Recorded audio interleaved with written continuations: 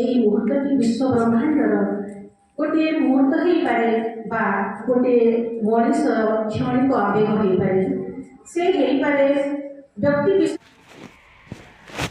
ଓଡ଼ିଶା ଲେଖିକା ସଂସଦର ସାହିତ୍ୟ ସମାରୋହ ସମ୍ପ୍ରତି ସୁନ୍ଦରଗଡ଼ର ମ୍ୟୁଜିକାଲ ସର୍କଲଠାରେ ଅନୁଷ୍ଠିତ ହୋଇଯାଇଛି।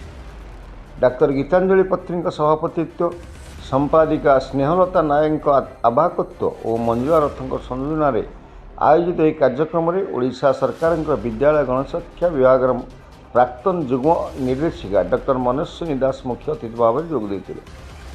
ସମ୍ମାନିତ ଅତିଥି ଭାବରେ ଶିକ୍ଷାବିତ୍ ଡାକ୍ତର କିଶୋରୀ ଦାସ, ରଶ୍ମିମାଳା ରାଉତରାୟ, ତପସ୍ୱିନୀ ବୈଧା ପ୍ରମୁଖ ଯୋଗଦେଇ ଆଲୋଚ୍ୟ ବିଷୟରେ ନାରୀର ସାମାଜିକ ଦାୟିତ୍ୱବୋଧ ଓ ସାହିତ୍ୟ ସମ୍ପର୍କରେ ଆଲୋଚନା କରିଥିଲେ। ଅତିଥିମାନେ ସେମାନଙ୍କ ବକ୍ତବ୍ୟରେ ସମ୍ପ୍ରତି ନାରୀ ବିଭିନ୍ନ କ୍ଷେତ୍ରରେ ନିଜର ପାରଦର୍ଶିତା ବଳରେ ଏକ ସ୍ୱତନ୍ତ୍ର ପରିଚୟ ସୃଷ୍ଟି କରିପାରିছে ବୋଲି କହିଥିଲେ। ନିଜର ସୃଜନଶୀଳତା ଓ ଦାୟିତ୍ୱବୋଧ ପାଇଁ ସମାଜରେ ଏବେ ନାରୀ ଅଗ୍ରଣୀ ଭୂମିକା ଗ୍ରହଣ କରିଛି ବୋଲି ସେମାନେ ମତ ପ୍ରକାଶ କରିଥିଲେ। ସାହିତ୍ୟ କ୍ଷେତ୍ରରେ ମଧ୍ୟ ନିଜର ଛାପ ଛାଡ଼ିବାରେ ନାରୀମାନେ ସକ୍ଷମ ହୋଇଛନ୍ତି ଏବଂ ସମଗ୍ର ନାରୀ ସମାଜ ପାଇଁ ଗର୍ବର ବିଷୟ ବୋଲି ବକ୍ତାମାନେ ମତ ରଖିଥିଲେ।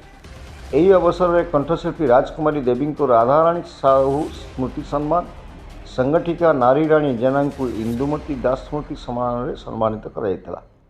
ଉଭୟଙ୍କୁ ଅପର୍ଣ୍ଣା ସାହୁ ଓ ଡକ୍ଟର କିଶୋରୀ ଦାସ ସେମାନଙ୍କର ଦିବଂଗତ ମାତାଙ୍କ ନାମରେ ଏହି ପୁରସ୍କାର ପ୍ରଦାନ କରିଥିଲେ। ରାଉରକେଲାରୁ କୁଞ୍ଜ ବିହାରୀ ରାଉତଙ୍କ ରିପୋର୍ଟ, ନ୍ୟୁଜ୍ 13 ଓଡ଼ିଶା।